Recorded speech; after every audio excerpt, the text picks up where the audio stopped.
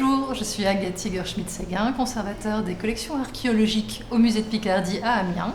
Et je vous présente aujourd'hui un objet qui est très intéressant pour nous parce que, si vous voulez, il est un peu symbolique du dialogue entre le musée de Picardie et l'université de Picardie Jules Verne par le biais de la mission archéologique à la ESA que mène l'université de Picardie.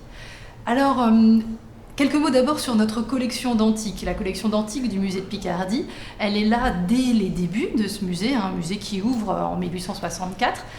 Et elle doit beaucoup à une figure importante, Albert Maignan, qui était peintre, collectionneur, qui a acheté en vente publique à Paris, mais aussi parfois en Italie, en Grèce, directement sur place, des objets pour sa collection. Une collection qui brassait l'Antiquité grecque, mais aussi égyptienne, romaine, mérovingienne aussi.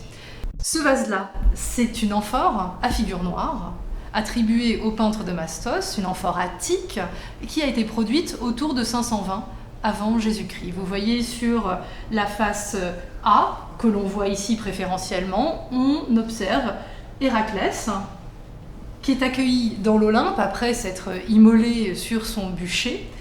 Il a été conduit par Hermès jusqu'à Zeus, qui est ici trônant sur son siège pliant, qui tient le foudre dans la main. Héraclès, il a la tête du côté de Zeus, mais les jambes dans l'autre sens, comme si il hésitait, il est un peu entre deux mondes à ce moment où il est présenté à son père et au dieu de l'Olympe. Et bien c'est Dionysos qui l'encadre de l'autre côté et qui, d'une certaine manière, l'invite à continuer sa démarche vers le roi des rois des dieux. Et qui est au centre de cette composition, c'est Athéna, qu'on reconnaît à sa chair blanche, à évidemment le port de son grand casque à cimier. Et ici, très intéressant, le corps d'Athéna est caché par un bouclier portant un triple motif de jambes, le triskel. Et ce triskel-là, il nous intéresse tout particulièrement aujourd'hui puisque c'est un motif qui est resté très attaché, très représentatif de la Sicile.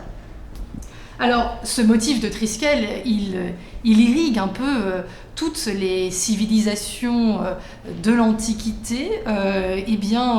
On va en Europe du Nord, on va le retrouver évidemment en Sicile, on va le retrouver même jusqu'en Amérique centrale en vérité. On s'est demandé s'il n'avait pas une origine indo-européenne, peut-être un symbole solaire. Les trois éléments qui forment le triskel pourraient peut-être faire référence à trois grands moments de l'année marqués par le soleil, l'été, le printemps et l'hiver. Finalement, on n'en sait rien. Ce qui est certain, c'est que c'est un symbole qui est important. Assurément, en Sicile, il est présent sur les monnaies syracusaines entre le IVe siècle et le IIIe siècle avant Jésus-Christ, mais il est attesté avant. Et dès le 7e siècle avant Jésus-Christ, on va le retrouver sur un vase qui a été trouvé dans la région d'Agrigente. Et là, on est avant la grande présence des Grecs en Sicile. Donc le motif serait peut-être plutôt d'influence minoenne. C'est une hypothèse en tout cas. Les Grecs, quand ils arrivent en Sicile, ils ont tout de suite cette lecture triple de ce territoire ils vont l'appeler d'ailleurs Trinacria. Les trois promontoires. Alors ces trois axes de la Sicile, on pourrait les lire dans les trois caps, cap Peloro, cap Passero, cap Lilibeo, qui structurent ce territoire. Et évidemment, aujourd'hui encore, le triskel est un symbole incontesté de la Sicile. Alors pourquoi le lit-on sur ce vase du musée de Picardie, au cœur de ce vase, au plein centre de la composition, fait en réau blanc, qui sert véritablement à le mettre en exergue, cet épicème de bouclier. On l'ignore.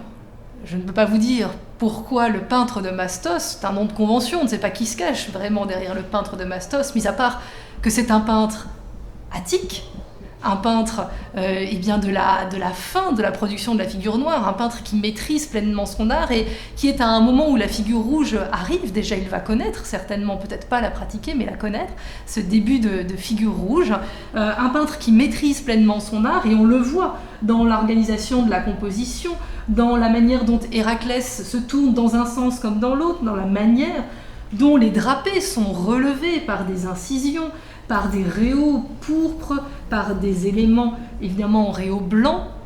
Cette composition, elle est très forte, elle est très puissante. Elle s'organise autour de ce triskel. Est-ce que ce triskel ici a un sens? Est-ce qu'il évoque quelque chose pour le peintre? On ne le sait pas. Il est certain que l'Attique et la Sicile, autour de 420, entretiennent des liens réels. Eh bien, je ne pourrais pas vous en dire plus.